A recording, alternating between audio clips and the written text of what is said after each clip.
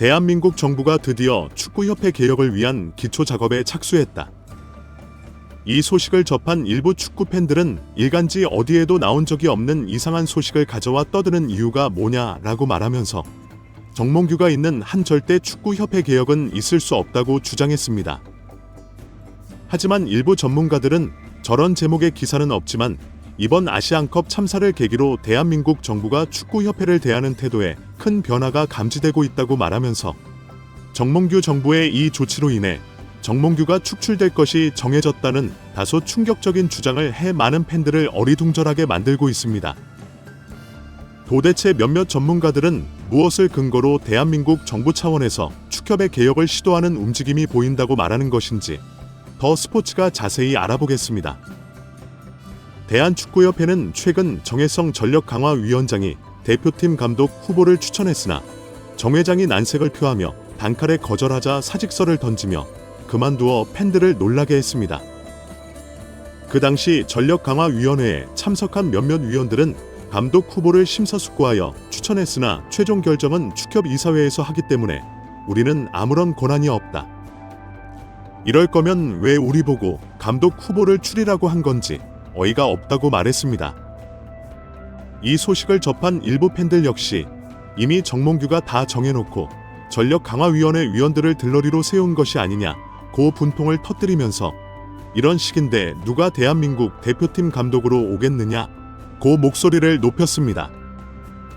그러나 일부 전문가들은 전력강화위원회에 참석한 몇몇 위원들이 자신들의 책임을 회피하기 위해 여론을 형성하려고 저런 뉴스를 흘리고 있다고 말하면서 저들이 정몽규에게 가져간 대한민국 대표팀 후보군을 알게 된다면 저들 편을 절대 들 수 없을 것이라고 말했습니다. 이들은 이어 알려진 바에 의하면 정혜성 전력강화위원장이 정몽규 회장에게 추천한 감독은 국내 감독으로 가장 강력하게 밀었던 사람은 홍명보 현 울산 감독이라고 말했습니다. 이들은 덧붙여 홍명보 감독은 여러 차례 공식적인 인터뷰에서 국가대표 감독직에 관심이 없다고 말했고 현 소속팀인 울산에 전력을 기울이겠다고 여러 차례 반복해서 말했는데도 불구하고 정혜성 전력강화위원장은 본인의 의사를 전혀 반영하지 않고 정몽규 회장에게 홍명보 감독을 강력히 추천하였다. 이를 정몽규 회장이 홍명보를 감독으로 앉혔을 때 여론의 역풍을 감당할 수 없을 것을 우려해 정혜성의 강력한 추천을 거절하자 그 자리에서 사퇴한 것이라고 말했습니다. 이 소식을 접한 일부 팬들은 그렇다면 이번에는 정몽규가 잘한 거 아니냐며 어이없어하면서 정혜성이 마치 정몽규의 독선적인 행정에 반기를 들고 독립군 행세를 하다가 사퇴한 것처럼 언론을 통해 포장을 했다니 하는 짓이 정몽규스럽다고 개탄했습니다. 그 이후 많은 매체들에서 대한민국 대표팀 감독 후보들을 직접 대면 면접하기 위해 이임생 위원이 외국으로 출국했다고 연일 보도하고 있습니다. 이 매체들에 의해 언급되는 후보들은 포획과 바그너인데요. 이 소식을 접한 많은 축구 전문가들은 영양 자체가 떨어지는 삼류 감독들이며 클린스만과 별반 다를 것이 없을 것이라고 말했습니다. 몇몇 전문가들은 큰 대회에서 뚜렷한 업적을 남긴 것도 아니고 삼류팀에서 감독을 하다가 지금은 무직인 감독들인데 이런 감독이 무슨 대단한 감독이라도 되는 것이냐. 국내 축구 매체들이 보도하는 것 자체가 매체들의 전문성이 너무 없다는 것을 반증하는 격이라고 일침을 가했습니다. 이 가운데 과거 첼시의 감독직을 수행했던 그레엄 포터 감독이 한국 대표팀 감독직에 직접 의사를 타진하며 지원했다는 소식이 터지자 많은 축구 팬들은 놀라워하며 포터가 온다면 대환영이다고 말했습니다.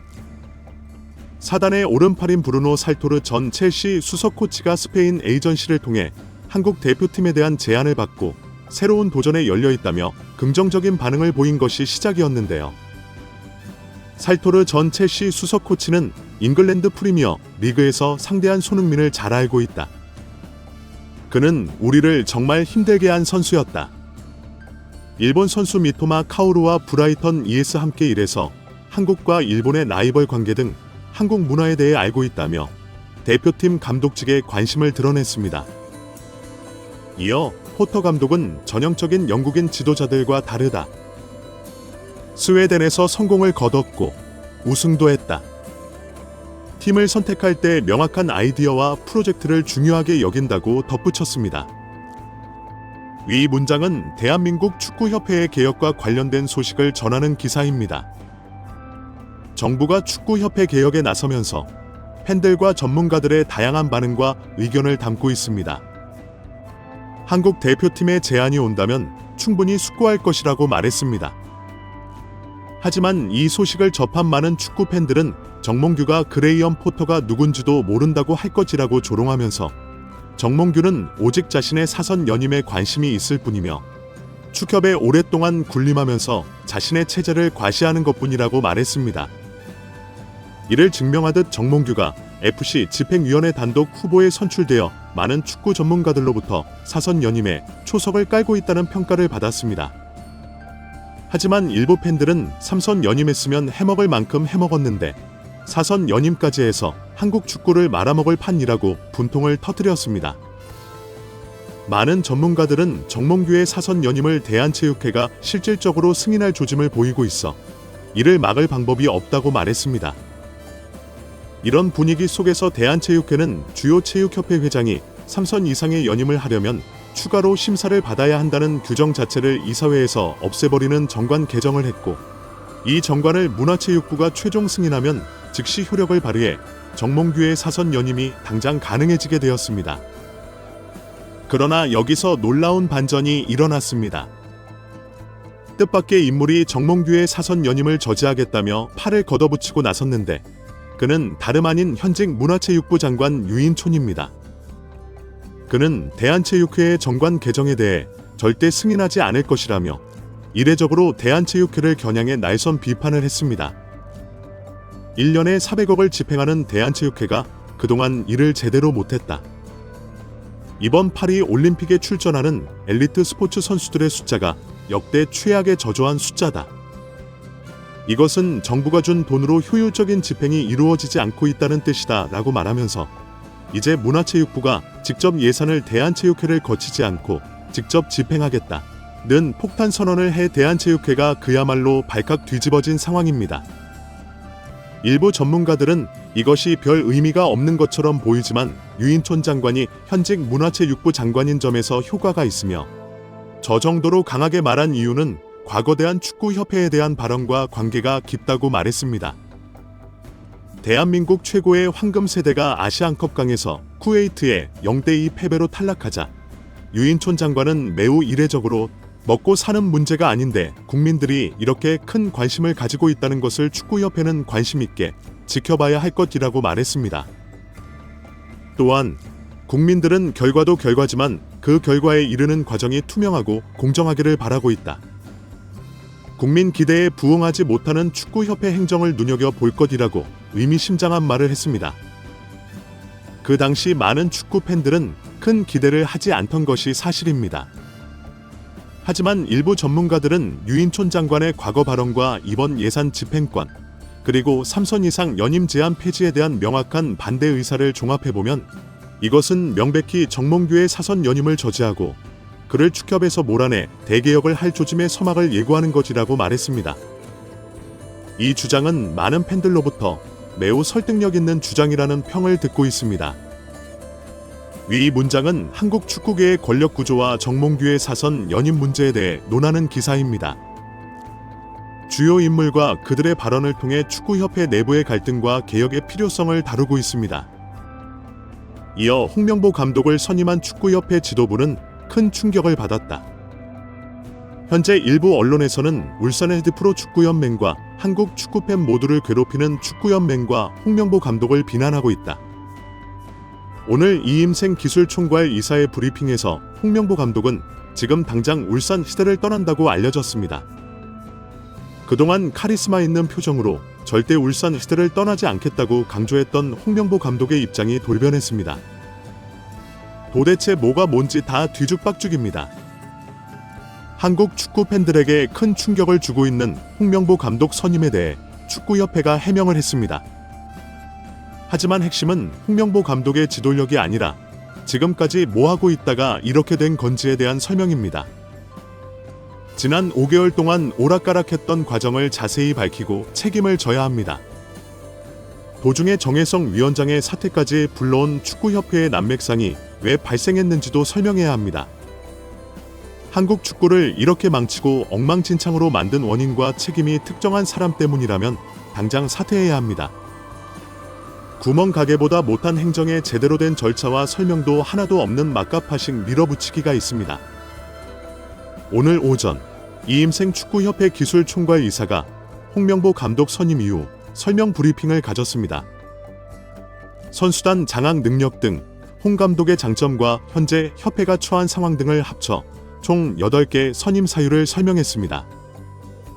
지난 2월 16일 클린스만이 경질되었고 그 때문에 근 5개월 가까이 새로운 감독을 찾았는데 이제 와서 알고 보니 홍명보 감독이 최적 임자라는 식으로 발표했습니다.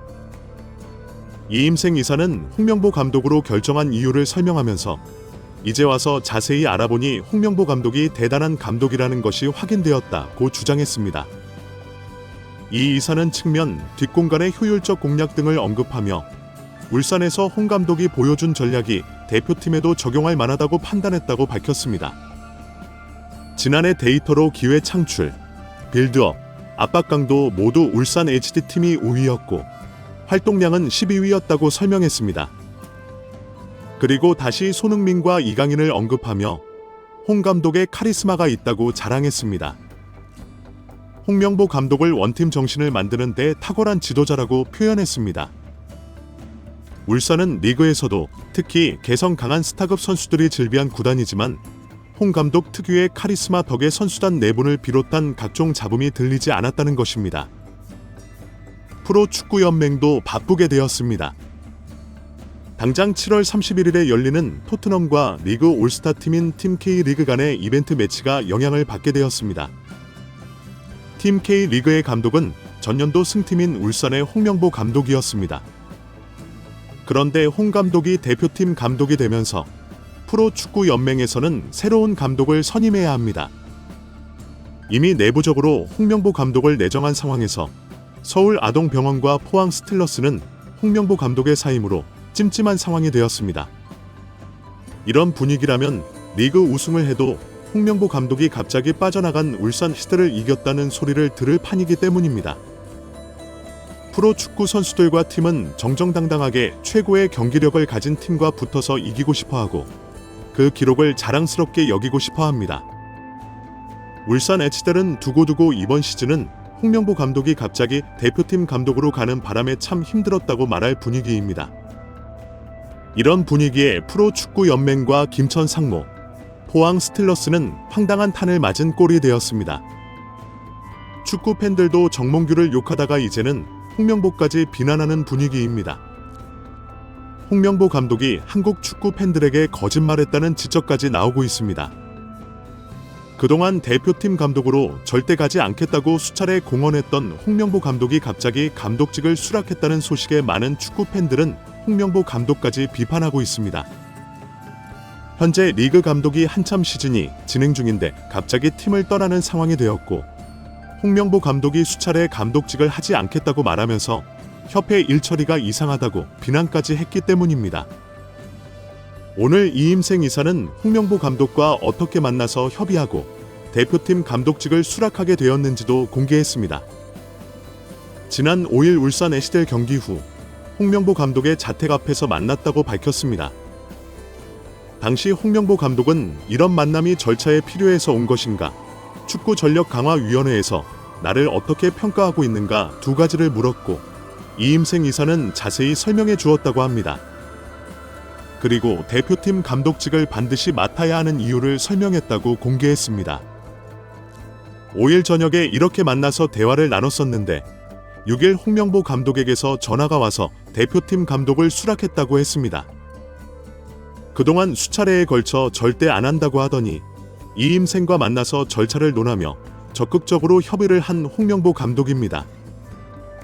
그리고 다음 날 바로 오케이 했고 오늘 이임생의 브리핑까지 일사천리로 진행되었습니다. 오늘 발표 중에서 가장 충격적인 결정은 홍명보 감독이 울산 애시드를 완전히 사임하기로 했다는 내용입니다. 어제까지만 해도 겸임할 것이라는 전망이 상당히 많았습니다. 현재 가장 중요한 시기인 울산 SL의 홍명보 감독이 이렇게 떠나지는 않을 것이라는 기대가 있었기 때문입니다.